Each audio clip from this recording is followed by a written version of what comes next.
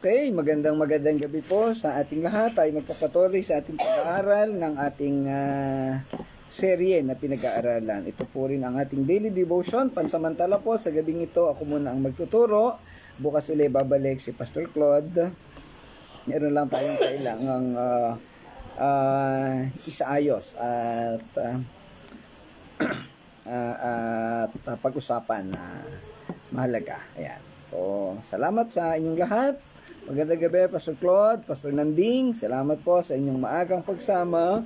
At nawa ang lahat ay maka-join na. So, tayo po ay magpapatuloy sa ating pag-aaral. Tayo po ay nasa Isaiah chapter 40. Kagabi ay na-discuss ni Pastor Claude ang verses 5 and 6. So, ating i-review ng konti ngayon yan. I-wrap up natin and then tutuloy natin hanggang verses 7 and 8. Magandang gabi, Ate Alma, sa inyong lahat dyan. Nawa ay kasamang nakikinig, nag-aaral ang mga kasama sa bahay. Nandito si Kuya Bob, kasama natin dito. At siyempre si Princess. Okay, sa pagsisimula tayo po ay sama-samang dumulog at manalangin sa Panginoon. Pray po tayo. Ama naming Diyos, tunay na mabuti ka sa amin, tunay ang iyong pagtuturo at pagbibigay ng panahon at malapit sa puso mo na kami ay patuloy na matuto, lumalim sa iyong salita. Samahan mo kami, Panginoon, patuloy sa gabing ito sa aming pag-aaral. Gabayan mo po kami at matalakay namin ang mahalagang bagay hinggil sa iyong mga salita, sa mga propesiyang ito. Kami matuto at mailapat namin ito sa aming mga buhay. Salamat po, dakilang Diyos. Ito po ang panalangin namin sa pangalan ng Panginoong Hesus. Amen. Amen. Magandang gabi kay Lynn. Ayan, Lynn Falco. I think si Lynn ay taga 13 Martires. Okay, so magandang gabi nga po uling lahat sa inyong lahat. So atin pong sisimulan ang ating pag-aaral sa gabing ito. I-review natin yung verse 6 and then tuloy-tuloy po tayo sa verse 7 and 8. Sa verse 6, ang sinasabi dito ng Panginoon sa pamamagitan ni Propeta Isaiah, magpahayag ka, ang sabi ng tinig. Ano ang ipapahayag ko? Tanong ko. Sumagot siya, ipahayag mo ang lahat ng tao ay tulad ng damo, ang kaniyang buhay ay tulad lamang ng bulaklak na sa parang. Sa verse 7, natutuyo ang damo, kumukupas ang mga bulaklak kapag sila'y mahipan ng hangin mula kay Yahweh. Tunay ngang ang tao ay tulad ng damo. Sa verse 8, oo, ang damoy nalalanta at kumukupas ang mga bulaklak. Ngunit ang salita ng ating Diyos ay mananatili magpakailanman. Gandang gabi, Sir Irene. Okay, so yung mga talatang ating binasa, buhat sa verse 6, 7, and 8, generally tumutukoy sa permanency o pananatili ng buhay ng isang tao. At nakita natin doon na ikinumpara ang buhay ng tao sa buhay ng damo at buhay ng bulaklak, na pagkaraan ng ilang araw ay malalanta, matutuyo. Ibig sabihin ay kagaya ng buhay ng tao, pagkaraan ng partikular na period o panahon ay mawawala rin. Lahat tayo ay mamamatay. Okay, so isa-isahin natin ang nilalaman ng mga talata sa verse 6. Nakita natin doon yung salitang magpahayag ka. Ito ang sabi ng tinig. Ang salitang magpahayag ka ay nagpapakita ng misyon at gawain ni Propeta Isaiah bilang boses ni Yahweh sa mga tao. Direkta siyang sinabihan o binigyan ng instruction ni Yahweh na magpahayag ka. Sa ibang salin ay iiyak mo o magsalita ka. Ibukas mo ang bibig mo at sabihin mo yung nais kong ipahayag o maunawaan ng mga tao. Ito ay nagpapakita ng aksyon, ng pagtatalaga o pagkomisyon. Ibig sabihin, pinapatunayan ng Diyos na si Propeta Isaiah ay pinili niya na maging tagapaghayag. Nagpapakita na ang gawain ni Isaiah sa panahon na yon ay maging tagapaghayag o maging boses ni Yahweh sa mga tao. Nagpapatunay din na si Isaiah ay isang lehitimong tagapagsalita ng Panginoong Diyos bilang isang propeta. Sa ating panahon ngayon, ang mga lingkod ng Diyos gaya ng mga pastor o mga tagapaguna sa iglesia ay sinasabihan na magpahayag ka, magsalita ka. Mangusap ka, mag-share ka ng ebanghelyo sa mga tao. Meron ba sa atin dito na tinatawag ng Panginoon na maging tagapagsalita niya? Nawa ay ating tugunan ang tawag na ito. Nawa ay huwag tayong magkunwaring bingi sa katotohanan na ang Diyos ay nangangailangan ng mga taong tutugon sa kanyang pagkatawag. Ang ebanghelyo ng Diyos ay bababa at mauunawaan ng mga tao sa pagsisimula ng pangangaral, at ito ay binanggit detalyado doon sa Roma chapter 10. Sabi doon, paanong matututo ang mga tao kung wala namang nangangaral? At yun ay kaugnay ng binabanggit na ito sa chapter 40 verse 6. Well, totoong mahirap at komplikado ang buhay ng lingkod ng Panginoon. Ang gawain ng pangangaral, ang gawain ng pagpapahayag ng ebanghelyo ay hindi simpleng gawain. Komplikado at maraming pagkakataon na sa pagpapahayag mo ay kasama na yung tatalikuran ka ng mga tao, babastusin ka, ibubuli ka, kung ano-ano pa. Minsan pagchichismisan ka pa. Ayan. Subalit, sa kabila ng mga problema at kabigatan na ito, na nararanasan ng mga tao, hindi natin maitatago na nakakasakit din talaga ng damdamin. Ang mga lingkod ng Panginoon ay tao rin na may damdamin, nakakaramdam ng sakit at kabigatan. Pero ang dapat nating makita sa lahat ng ito, mapapatunayan natin na ang pagkatawag ng Diyos ay may kaakibat na biyaya ng pagsama at pagpapanatili. Ang sino mang tao na tinawag ng Diyos na magpahayag o maging tagapagpahayag ng kanyang salita ay mayroong proteksyon, mayroong sustenance or sustainability na magmumula sa kanya. Doon sa 2 Corinthians chapter 12 verse 9, sabi dito, ang kagandahang loob ko ay sapat na para sa iyo, sapagkat lubusang nahahayag ang aking kapangyarihan kapag ikaw ay mahina. Kaya't buong galak kong ipagmamalaki ang aking kahinaan upang manatili sa akin ang kapangyarihan ni Kristo. Alang-alang kay Kristo, ako'y may kasiyahan sa gitna ng mga kahinaan, ang mga pagkutya, mga kahirapan, pag-uusig at kagipitan. Sapagkat kapag ako ay mahina, doon ako nagiging malakas. Pag ang isang tao ay tunay na mahina, sa tingin niya, sa ramdam niya ay wala siyang kakayahan, nagiging malakas siya dahilan sa biyaya na ibinibigay ng Panginoong Diyos sa kanya. 2 Corinthians chapter 12 verses 9 and 10. Okay, ang pangalawang salita o parirala na binanggit sa talatang ito ay pagtatanong ni Propeta Isaiah. Ano ang ipahahayag ko? Tanong ko. Ipinapakita ng mga tanong na ito o ng salitang ito ang kawalan o kakulangan ng kaalaman ni Propeta Isaiah. Hindi naman sinasabi na siya'y bobo o walang natutunan na karaniwang naririnig natin sa mga tao o kaya naaalangan na magsalita o mangaral. Hindi yun ang ibig sabihin. Sa halip, ito'y nagpapakita ng kawalan niya ng alam, na ang kawalan niya ng alam ay isang sitwasyon or opportunity na makakuha siya ng kaalaman sa Diyos. Ibig sabihin, hindi naniniwala o hindi tinatanggap ni Propeta Isaiah na sa kanya nagmumula ang kanyang ipapahayag o ang kanyang ipapangaral. Sa halip, ito ay magmumula sa Panginoong Diyos. At kung ano ang instruction ng Diyos sa kanya, yun lamang ang kanyang sasabihin at ipapangaral. Nagpapakita ito ng pag-asa na nagmumula sa Diyos. Hindi iyong sariling karunungan na minsan ay nagiging dahilan ng ating pagiging palalo at pagiging mayabang. Maraming mga tao na nagsasabi o nag-aakalang sila'y magaling at matalino, subalit sila ay pangwang mga hangal. Inaari nilang katalinuhan at kagalingan na nagmumula sa kanila samantalang napakalinaw na ito'y mula sa Panginoong Diyos. Malimit sa ating panahon, nangyayari yung sinatawag nating self-gratification or papuri sa sarili. Isang gawain o ugali na kasuklam-suklam sa Diyos. Madaling sabihin ng sino man na marami siyang alam, subalit ang totoo ay walang sino man sa atin ang may alam. Dahil ang lahat ay nagmumula lamang sa Panginoon. Tatandaan po natin yan, wala tayong alam. Lahat ay galing sa Panginoon. At pag tinanggal ng Panginoon yung sinasabi natin, ipinagmamalaking alam natin, tayo ay walang puwentang tao. Ayan.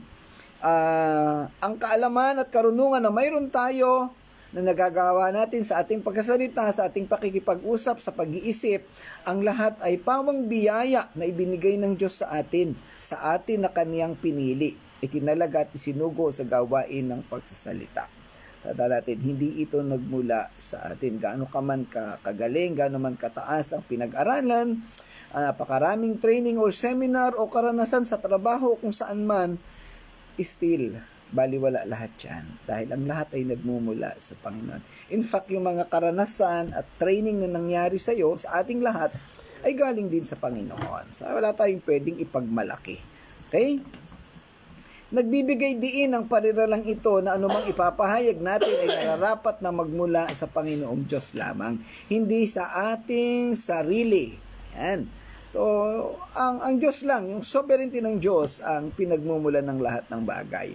Ay katlong bagay o pangungusap na nakalagay sa talatang ito, yung salitang ipahayag mong ang lahat ng tao ay tulad ng damo, ang kaniyang buhay ay tulad lamang ng bulaklak sa parang.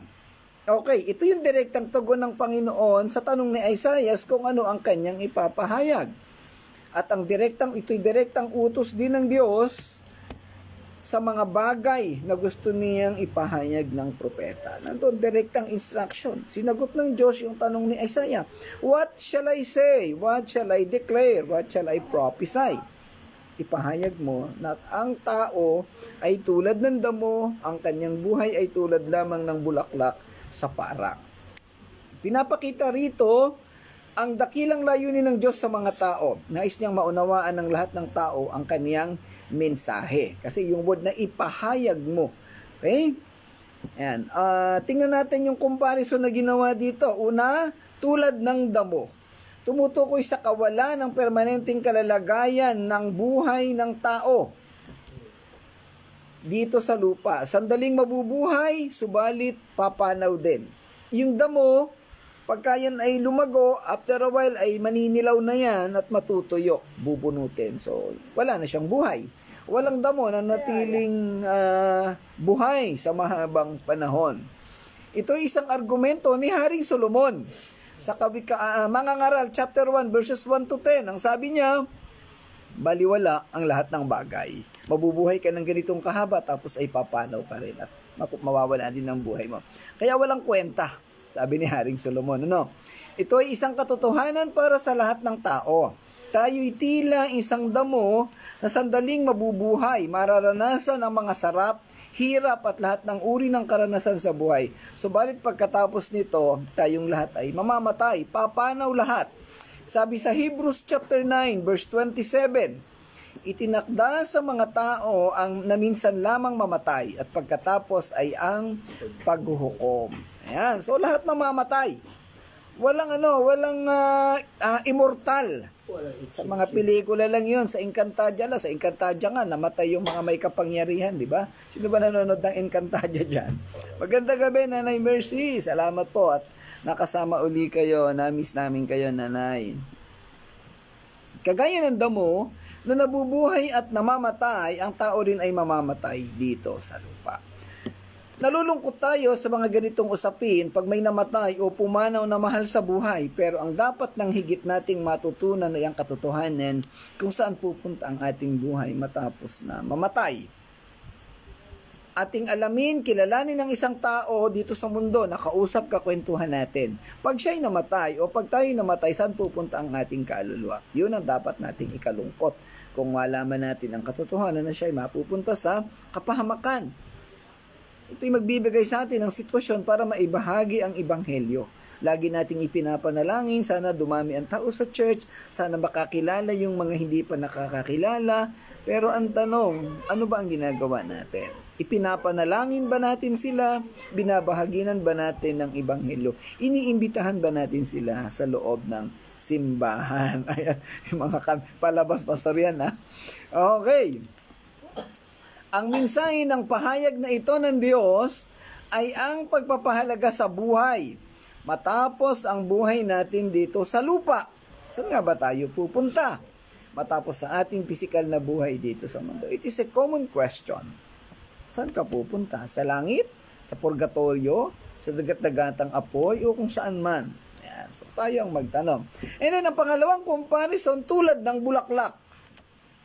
Gaya ng damo, tayo rin ay katulad ng bulaklak. Isang maringal, maganda, kaakit-akit at may taglay na natural na bango. Hinahangaan at gustong makuha ng lahat. Subalit paglipas ng ilang araw ay matutuyo at mawawala ang lahat ng kagandahang pisikal at itatapon sa basurahan. Yayapakan, madudurog, and so on. Ganon din tayo. Ang ating katawang lupa, pag tayo namatay na, ililibing yan, ilalubog yan 6 feet under the ground, tapos yan ay maaagnas, magiging pataba sa mga Bermuda grass, sa simenteryo, at kung ano-ano pa. Ayan. Lahat tayo ay doon pupunta. Sa panahong iyon ay magaganap ang sinasabi ni Haring Solomon, na baliwala ang lahat ng bagay. Nagpaganda ka, nagpatangkad ka, gumamit ka ng iba't ibang kemikal para umayos ang katawan mo, yumaman ka, pero bandang huli mamamatay ka rin. Yan, so everything would be useless. Yan po ang katotohanan, ano? Sayang ang pinaghirapan mo. Kaya wag na tayong kumain kasi mamamatay din. Wag naman, pananagutan natin. Wag naman ganon. Okay. Pero talagang lahat tayo pupunta sa kamatayan. Gaya ng damo, gaya ng bulaklak. Kung paanong hinangaan tayo, gaya ng bulaklak, sa panahong tayo ay nabubuhay, ganun din tayo itatapon sa panahon na tayo ay wala ng silbi sa mata ng tao.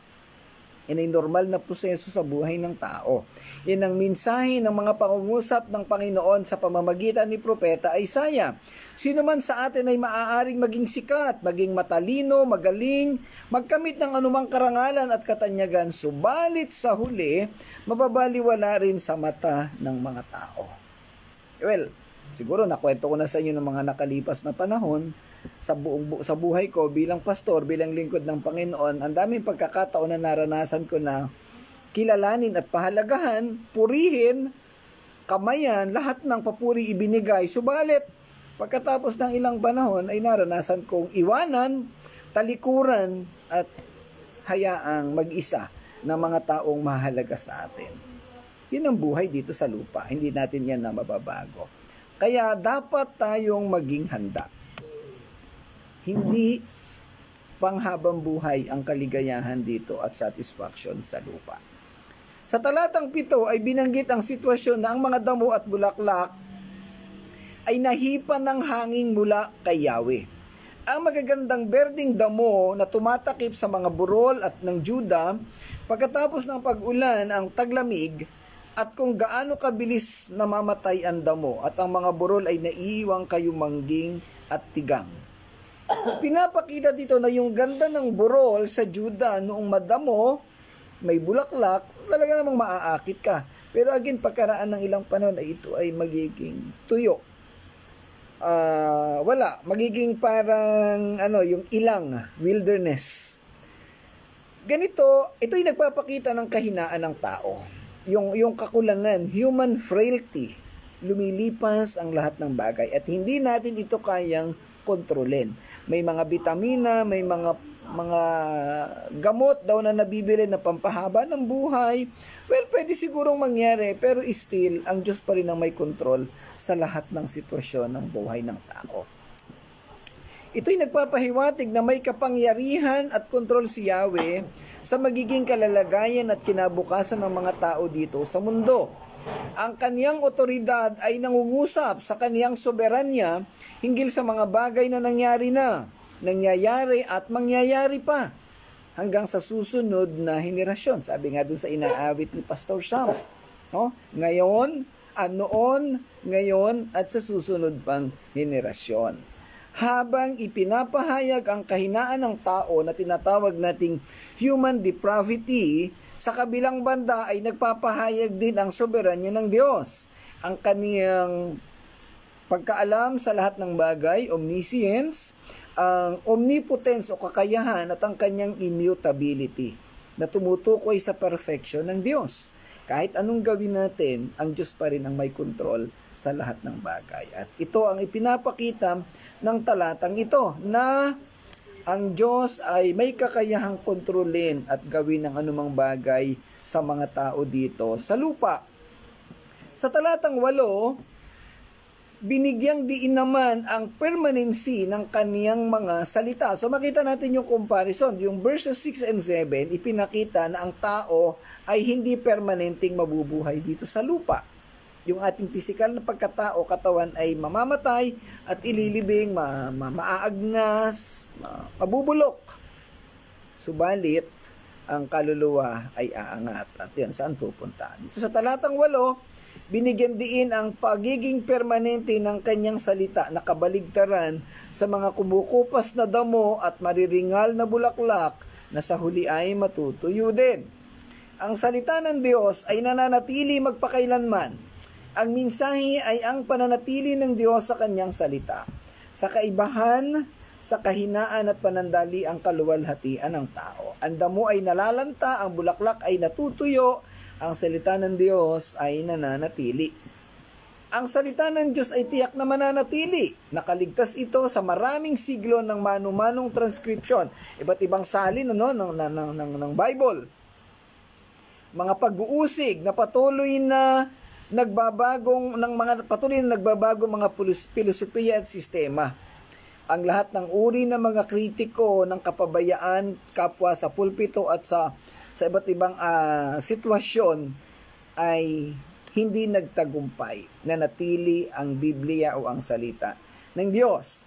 Ang Biblia, kumpara sa iba pang sinaunang mga kasulatan, ay may mas maraming ebidensya na at patunay na kaysa sa alinmang 10 piraso ng anumang klase ng literatura na pinagsama-sama. Kaya sa apologetics, may isang libro sinulat ni Josh McDowell, Evidence That Demands Verdict. Mga patunay na naghahanap ng patunay pa rin. Ipinakita doon kung gaanong katotoo ang Biblia. Ang apologetics, ito'y tumasakop doon sa pagbibigay ng depensa sa ating pananampalataya. Ang pinakamabisang depensa sa pananampalataya ay makikita sa salita ng Diyos. Ang kaligtasan natin ay makikita natin sa salita ng Diyos, at yung nagsasabing hindi nawawala ang kaligtasan ay makikita sa salita ng Diyos. Wala tayong anumang referensya o pwedeng maging sanggunian maliban sa salita ng Diyos. Kaya nga yung 2 Timothy chapter 3 verses 16-17 ay napakahalaga. Sinabi sa Matthew 24:35, lilipas ang langit at ang lupa, ngunit ang aking mga sinasabi ay tiyak na mananatili. Ayan. Matthew 5:18, tandaan ninyo, maglalaho ang lahat at ang lupa, ngunit ni isang tuldok o kudlit man ng kautusan ay di mawawalan ng bisa hanggat hindi natutupad ang lahat. Ayan. Noong AD 303, hiniling ng Romanong emperador na si Diocletian na sunugin ang bawat kopya ng kasulatan sa Roman Empire. Nabigo siya dahil pagkaraan ng 25 taon, inatasan ng Romanong emperador na si Constantine ng isang scholar na nagngangalang Eusebius na maghanda ng 50 kopya ng Biblia. Gastos ng gobyerno. So maraming attempt na ginawa para wasakin, itapon ng Bible, ang salita ng Diyos, pero hindi sila lahat nagtagumpay. May isang atheist, idol ko to dati, si Voltaire, isang Pranses, namatay noong 1778, ay nagsabi na 100 taon buhat nang siya'y mamatay, ang Kristyanismo ay aalisin mula sa pag-iral at ipapasa sa kasaysayan, at ang Biblia ay magiging baliwala, makakalimutan ang Biblia, sinabi ni Voltaire. Maraming taon pagkamatay ni Voltaire, ginamit o nailathala ang Geneva Bible sa pamamagitan ng Geneva Bible Society. At ang press o ang imprenta na naglikha ng Geneva Bible ay dun mismo sa bahay ni Voltaire itinayo. Siyang humula na mawawala ang Bible, pero later on, yung bahay niya ay ginawang imprentahan ng Bible. So, makita natin. Si William Tyndale, si John Wycliffe, kapwa nag-translate ng Bible sa English, ay tinawag na heretic o taksil sa pananampalataya. ng Church of England. Si William Tyndale ay pinatay noong 1536, ibinitin. Bago siya malagutan ng hininga, ang sabi niya, "O Diyos ko, buksan mo ang mata ng hari ng England para sa katotohanan ng Biblia." 75 taon matapos na mamatay si William Tyndale, binuo ni King James ang isang grupo ng mga iskolar at iniutos na ilimbag ang King James Bible buhat sa Geneva Bible. So natupad. 1611 yon. Kaya 1611 minus 1536, that is 75 years. Pagkatapos na mamatay ni William Tyndale na ilimbag ang King James Bible na ngayon ay ginagamit din natin. Si John Wycliffe, isang theologian, ay parehong nag-translate ng Bible sa English na ang tanging layunin ay makarating, mabasa at maunawaan ng mga tao ang nilalaman ng Biblia, ay pinatay ng mga kaaway ng Diyos sa pagpapanatili ng kaniyang salita. Kung di ako nagkakamali, mga Roman Catholic ang pumatay dito. Ang salita ng ating Diyos at ang mensaheng ito na isinisigaw ng tinig sa ilang ay naglalayo na ihanda ang mga puso ng tao para sa pagdating ng Panginoon. Ito yung discuss ni Pastor Claude kahapon. Sa pamamagitan ng pag-akay sa kanila sa pagsisisi. Ang pagkaunawa sa ating kahinaan at panandali ang kaluwalhatian na kaibahan sa walang hanggang pagtitiis ng Diyos at ang kanyang salita ay dapat magpakumbaba sa atin. Ang parehong mga salita ni Propeta Isaiah ay inulit ni Apostol Pedro sa unang Pedro chapter 1 verses 24 to 25. So tatandaan natin, napakaraming attempt para ibagsak, para sirain at putulin ang paglago ng salita ng Panginoon. Pero ang lahat ng ito ay hindi nangyari. Lahat sila ay nabigo. So ito yung binabanggit doon sa verse 8. Ang damoy nalalanta at kumukupas ang mga bulaklak, ngunit ang salita ng Panginoon ay mananatili magpakailanman. So ano yung pwede nating panghawakan? Saan tayo pwedeng kumuha ng lakas at karunungan? Sa salita lamang ng Diyos. Ang mga talatang ito, 6, 7, and 8, ay tumutukoy sa kawalan ng permanency ng ating buhay dito sa lupa. Hindi permanente ang buhay natin dito sa lupa. Lahat tayo ay papanaw, mamamatay, subalit ang ating kaluluwa ay aakit sa langit kung tayo totoong nanampalataya sa Panginoong Diyos. At doon natin mararanasan yung tinatawag nating permanency. Siguro narinig nyo na yung salitang walang forever. Well, sa lupa, walang forever. Pero sa langit, mayroon. Ay para sa mga mananampalataya. Well, meron din namang forever sa mga hindi mananampalataya, dun nga lang sa impyerno.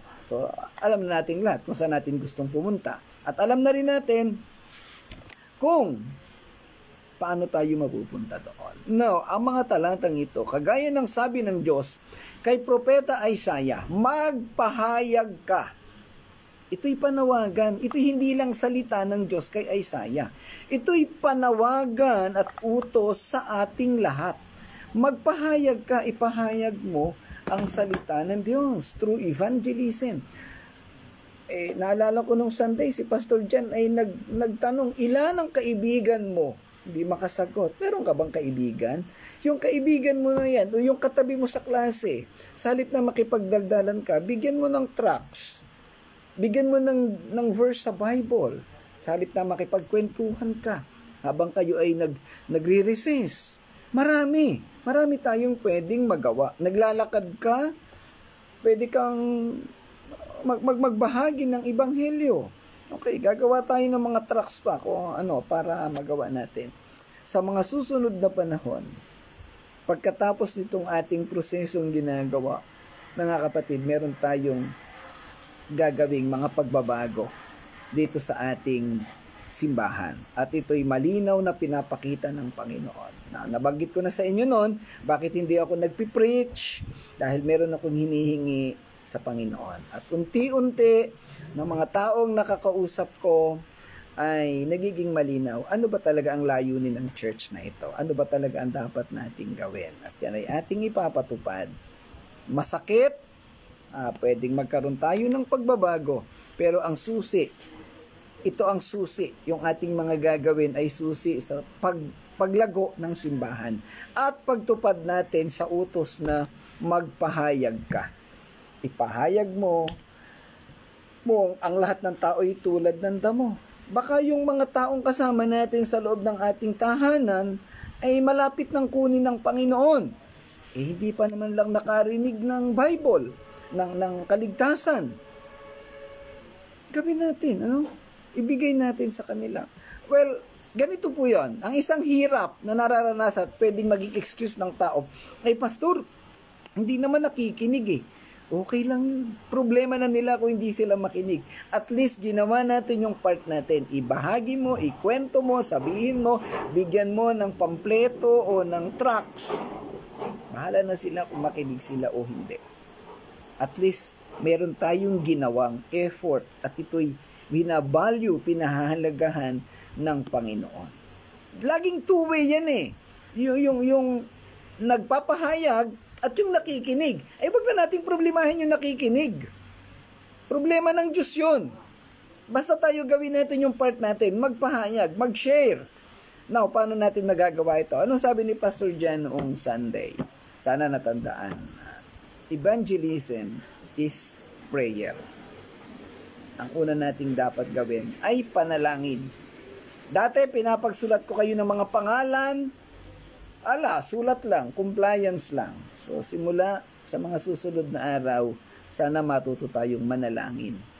Kung sino man, lahat sa atin, hindi lang naman taga-touching live. Sino pa ba ang nandito? Lahat naman tayo taga-touching live. Si Pastor Nanding ay isasama na natin yun sa touching lives. Ayan. Aalis na siya sa, magre-retire na siya.